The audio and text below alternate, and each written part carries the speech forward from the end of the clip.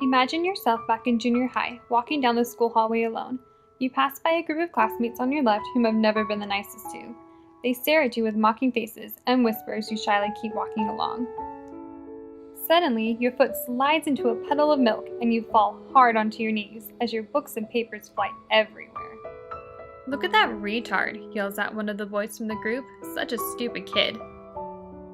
Heat fills your cheeks as you attempt to gather your fallen items. You begin to stand up and suddenly feel a sense of extra support in your arm as someone helps you back to your feet. You turn and find yourself looking into the eyes of an innocent girl. It's the girl with Down syndrome that you have seen around school but have never talked to. "It's okay," she says with a look of understanding. "I know how you feel." During that story, did your imagination spark? Did you feel a prick in your heart? Do you feel the embarrassment as you imagine yourself being mocked, and especially as you slip and fall? And after the final sentence in the story, do you feel that compassion for the innocent girl with Down syndrome? I know I feel that way both when I imagine it and when I see it really happen. And I'll tell you why. You see, my younger brother was born with Down syndrome, and he is the most precious little boy I have ever encountered. From his loving hazel eyes to his contagious smile and laugh, this little boy has a heart of gold. Born 6 weeks premature with multiple life-threatening health complications and clinically labeled with the term mental retardation, Parker has fought for his chance to stay on this earth. However, he isn't the only one born with mental retardation that has fought for this right that most take for granted. I am positive you either know someone with special needs personally or have seen someone with special needs. You're thinking of someone with a special need right at this very moment, aren't you? I thought so. The battle to live is not the only battle those with special needs have continued to fight. What other battle is this? Along with their loved ones and many advocates, they battle for the right for respect.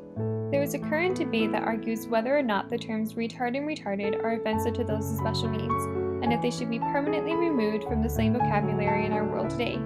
You might be wondering, well, how bad could this situation be? Is it really all that common for people to use those terms in their slang? From a study done by the American Association on Intellectual and Developmental Disabilities, results showed high prevalence of the R word, as 92% of youth had heard someone use the word as a slang invective.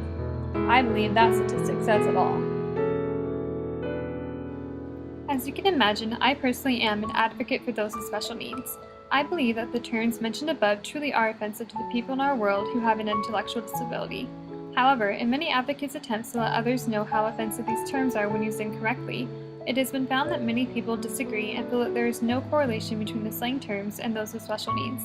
They argue that nobody means to insult them by using such slang in their everyday vocabulary. But I'm here to tell you that the use of the R word really does hurt those with special needs. You may say that you don't mean to offend, or you aren't talking about those with special needs when you use the R word. But really, what you're inferring is that when you do something silly or stupid, you appear to be like someone with special needs. And that just isn't right, whether you mean to say that or not. You're removing the respect from those with special needs who are just as important as you are. So come join the ever-growing army to spread the word to end the word and pledge to refrain from using the R word. You'll be grateful that you did, and Parker will be grateful for you too.